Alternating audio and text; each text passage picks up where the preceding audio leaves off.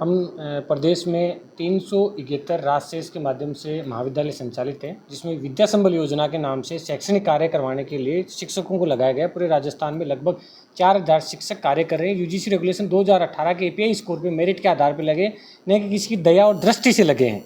लेकिन वर्तमान में हमारे साथ इतना कुठाराघात हो रहा है कि हम शैक्षणिक कार्य के अलावा हमें गैर शैक्षणिक कार्य भी करने पड़ रहे हैं। किसी भी महाविद्यालय में किसी भी प्रकार का स्थायी स्टाफ नहीं है, और इसके साथ साथ प्राचार्यों की इतनी मनमर्जी है कि अगर काम नहीं करोगे तो आपको उनके किसी के को भी आधार बना के हटा दिया जाता है, और वेतन भी हमें कालांश आधारित मिलता है, जो कि मासिक होना चाहिए। अब सरकार से हमारी मांग है, क्योंकि हमें सूत्रों से पता चला है कि पिछले 4 साल से जो लोग काम कर रहे हैं उन सबको हटाकर सरकार संविदा के आधार पर अस्थायी 5 साल के लिए भर्ती निकाल रही है, और उसका वेतनमान 28,000 रुपये रख रही है।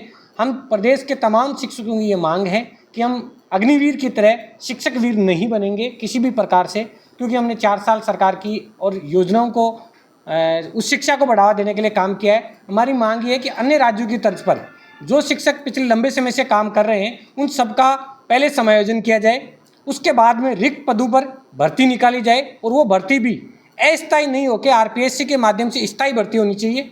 उसके साथ साथ हमें यूजीसी के वेतनमान अनुसार 57,700 रुपये दिया जाए, और हम लंबे समय से मांग कर रहे हैं कि हमें शैक्षणिक अनुभव प्रमाण पत्र भी दिया जाए। जो सरकार सुन नहीं रही है वो भी हमें दिया जाए। हमारी स्थिति वर्तमान में ये है कि नरेगा में रोजगार की गारंटी दी जाती है इतने दिनों की, जबकि विद्या संबल योजना में 1 दिन की भी गारंटी नहीं है।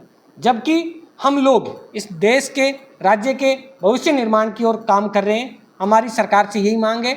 हम मुख्यमंत्री जी, उप मुख्यमंत्री जी, शिक्षा मंत्री जी से मिलने का प्रयास करेंगे शीघ्र जयपुर में। अगर हमारी बात नहीं सुनी जाती है तो पक्ष और विपक्ष के लोगों से मिलकर जल्दी जयपुर में बड़ा आंदोलन किया जाएगा, क्योंकि 4000 लोगों में से लगभग 70% वो लोग हैं जो पीएचडी डिग्रीधारी शिक्षा की उच्च डिग्री लेकर बेरोजगार होने के कगार पे हैं, और सब लोग मेरिट के आधार पे लगे हुए हैं।